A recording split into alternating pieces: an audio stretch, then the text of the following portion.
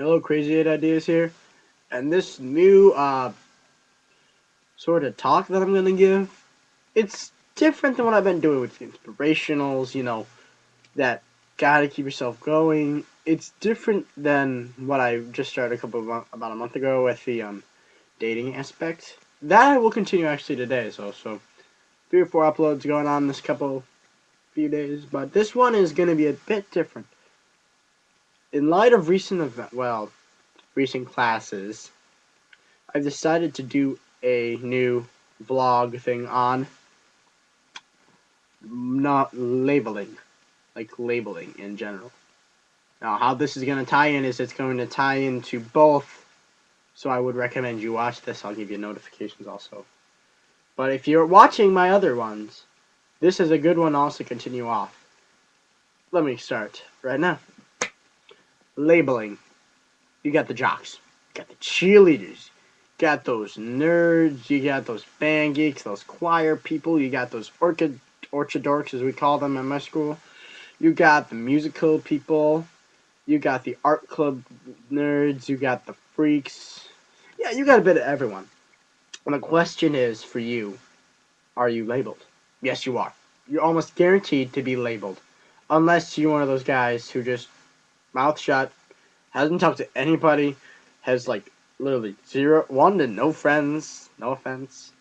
Then you're sort of those invisibles. So that is a label, but you have been. It's sort of those invisibles. And that can also lead like emo, goth labels. Well, goth is more if you show that you dress to the style. Now, do keep in mind, labels are a bad thing in themselves because they classify you as one type of person. So maybe, let me do an easy one, jocks. Now, what are the stereotypes of jocks? They're stuck up, big headed, and take no offense to this, jocks, please. I'm just stating the obvious, at least in my school. They're stuck up, they're big headed, they're jerks, and they can be very severe jackasses to the rest of you. Now, let's do another typical group, cheerleaders and blondes, yeah. So what happens is these two groups, blondes are considered, you ever heard a blonde joke? You probably all have at least one. So I have 50 that I can tell you, but I'm not going to because that's just plain out mean to the blondes. But for cheerleaders, mostly they're the pretty girls. And what happens is, in association with that and how everyone sort of thinks, they think that the cheerleaders are just there to please the jocks and sleep with them, and they're bouncing around sleeping with each other every single day of the week. Yeah, that's sort of the stereotypical. And a stereotype, let me explain this really quick if you don't know. A stereotype is where you judge a whole group on just one or two people you've met out of that group. Of course, in some cases, the group completely reflects each other, so that stereotype is correct, but some of them aren't. There are some jocks that I know who are not jackasses and stuck up. They are very nice, and they go with everyone. They just go with the flow. Now you have everything really in my school, but let me explain. With this labeling comes good and bad.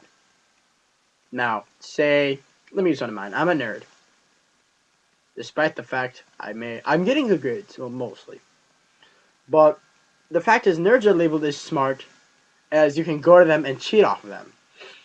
As a jock will literally walk up to me when he say, hey, you got Mr. K for government, right? Yeah? Well, what was that worksheet we had to do? I didn't do it. Can I borrow yours? And that is usually wrong, but I let them do it. What the heck? But that's the problem. They will always come to the nerds just to get their homework. So sometimes, and then they might just go wailing on them the rest of the time. But it's just the way things are. But this is how we're gonna do it. Let's tie this quickly into each. Inspirational speeches. Now, we'll go first. With this is if you are labeled something good. Now, if with each label, there's the ups and there's the downs. The ups for being your label is that you reflected positively. If you're a nerd like me, some guys will come to you and say, hey, you alright? Yeah, can I just borrow the homework? They don't really mean it. Don't let these labels affect you at all.